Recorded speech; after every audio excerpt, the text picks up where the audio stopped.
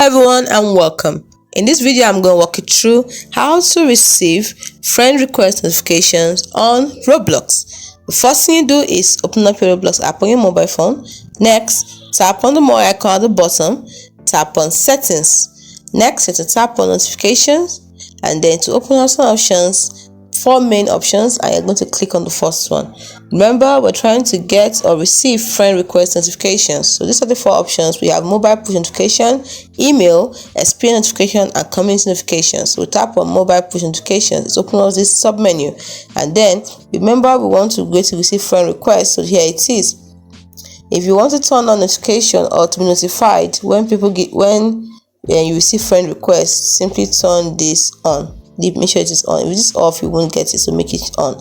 This particular one, friend request received. And if you also want to know when someone accepts your friend request, you can turn this on too. It's as simple as that. Hope you find this video helpful. If you did, like and subscribe to the channel for more. Thanks for watching.